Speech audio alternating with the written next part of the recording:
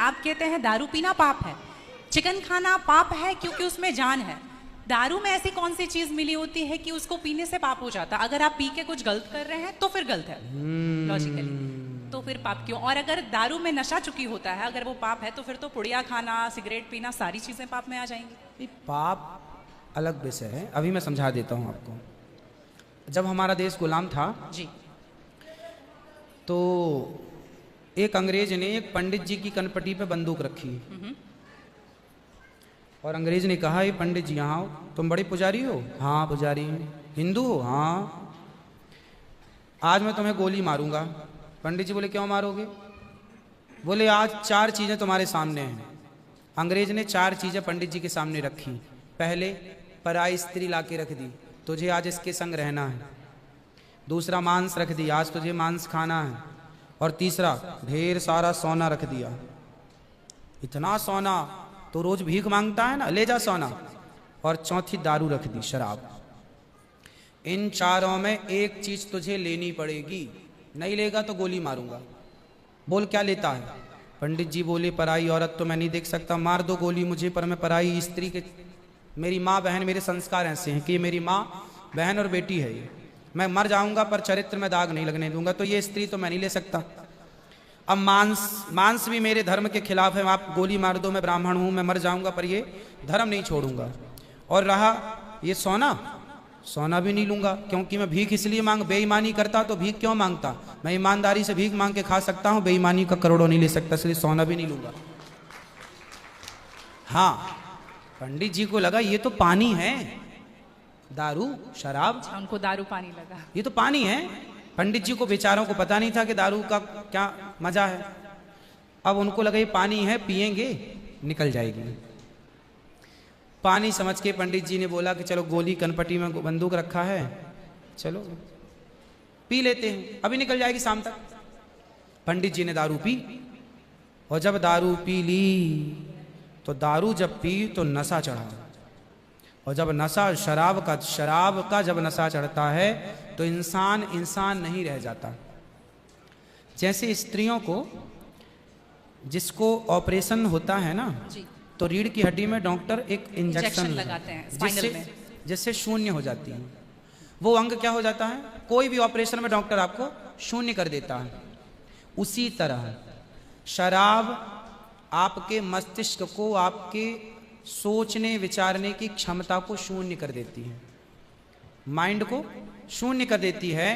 आप ये निर्णय नहीं ले पाते कि क्या सही है और क्या गलत है। अब पंडित जी जब नशे में झूमने लगे तो वो उस स्त्री को छेड़ने लग गए, ए यहाँ जा, नशे में। तो यही तो प्रश्न था मेरा गुरुजी कि वो नशे में ऐसा कर रहे हैं तो गलत है। अगर जो बोलते हैं हम जेंटलमैन पैक पीते हैं, हम 2 पैक पीते हैं या 3 अच्छा ये बताओ, नशे में करने लगे तो वो नशा आया कहाँ से?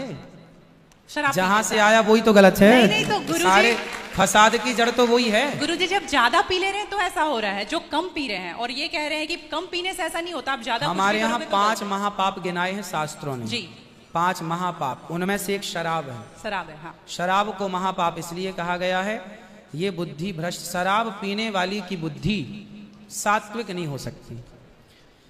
आप शराब पीजिए, आप शराब पीने वाला व्यक्ति आध्यात्मिक नहीं हो सकता।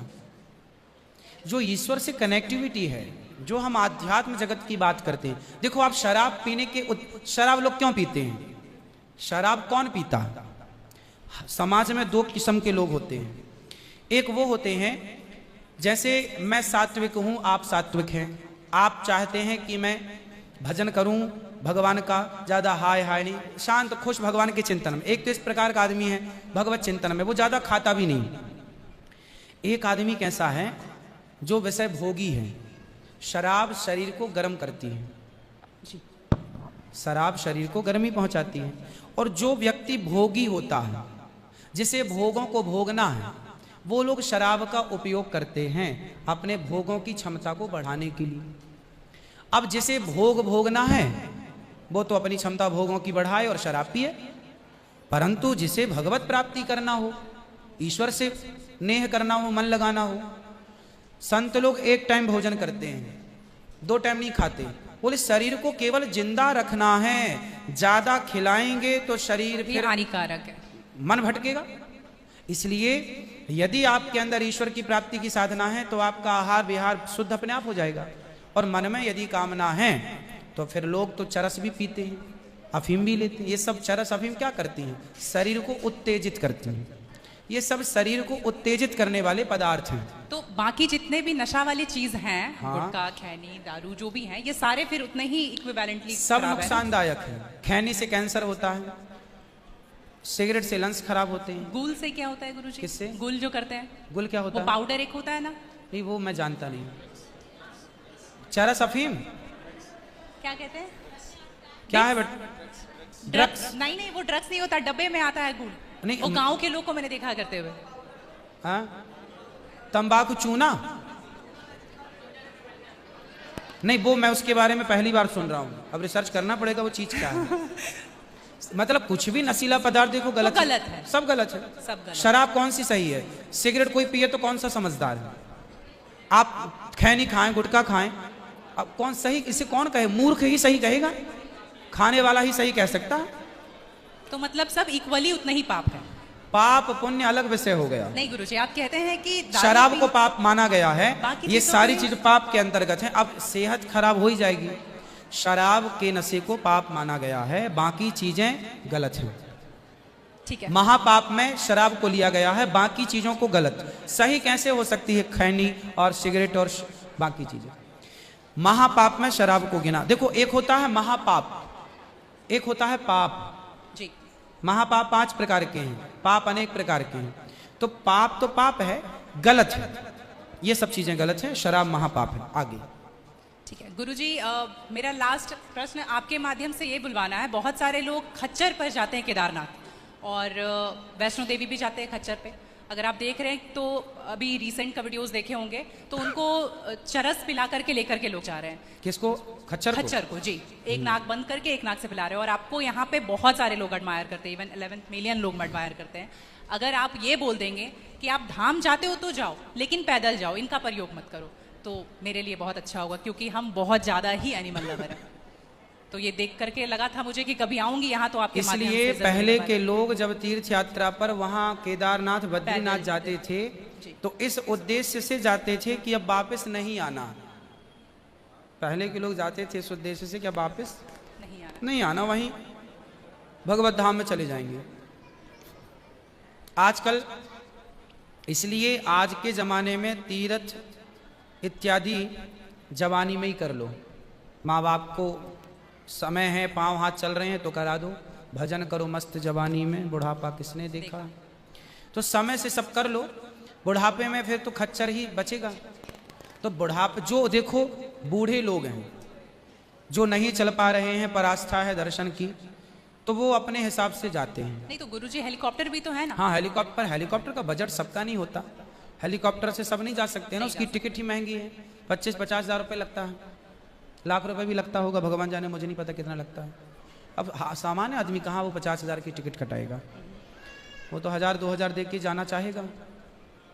तो सबके अपने अपने बजट हैं, पर ये कोशिश करो कि हम अपने पाँव पर चलें, हम किसी पर बोझ ना बने। ये सही है कि हम किसी जीव को परेशान ना करें। यदि वो गधा वधा जो भी है खच्चर, वो यदि स्वस्थ है, क्योंकि हमारे यहाँ राजाओं के ज़माने में घोड़ों पर ही सवारियाँ होती थी, रथ घोड़ों के द्वारा ही चलाए जाते थे, तो उन घोड़ों का ध्यान भी रखा जाता था। पंच परमेश्वर कहानी है, जुम्मन सिंह खलगू चौधरी, उसमें एक इक्का गाड़ी की भी कहानी है ना। तो उसमें बैल के द्वारा इक्का गाड़ी चलाई गई, उसका जिक्र है। तो हमारे यहाँ पहले ना, जैसे किसान खेत में जोताई करते थे, जुताई तो बैलों से होती थी। तो बैलों को ना दिन भर जुताई में रखते थे और रात भर उनको चराते थे।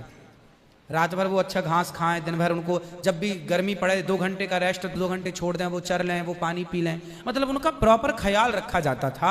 आज कुछ लोग क्या है, पैसे कमाने के लिए उनका ख्याल तो रखते नहीं है, और वो पैसे लेने के चक्कर में ना उसको भरपेट खिलाते हैं, ना उसका पानी का ध्यान, ना खाने का ध्यान, तो वो कमजोर हो जाता है, मर जाता है कई बार। वही प्रॉब्लम है गुरुजी, वो 5-5 बार चढ़ाते हैं और आने के टाइम पे पूरा पाँव टूट जैसा जाता है और फिर उसका ध्यान नहीं रखते। उसकी खिलाई पिलाई हो और एक समय होता है, यदि जवान है तो उसको उपयोग में लिया जाए, बूढ़ा है तो उसको रिटायर कर दिया जाए। अब बूढ़े गधे के ऊपर भी लोगों को बिठा कर ले जाएंगे तो एक हर व्यक्ति जानवर हो या इंसान हो, हर चीज की क्षमता होती है। जवानी सबके साथ होती है और बुढ़ापा भी सबके साथ होता है जी। तो उन लोगों को भी इस बात का ख्याल रखना चाहिए। आप लोग भी अपने पांव पर चलने की कोशिश करें और कुल मिला के जीव पर कोई भी भार ना बने, जीव मात्र को हम परेशान ना करें। जी धन्यवाद गुरुजी, थैंक यू।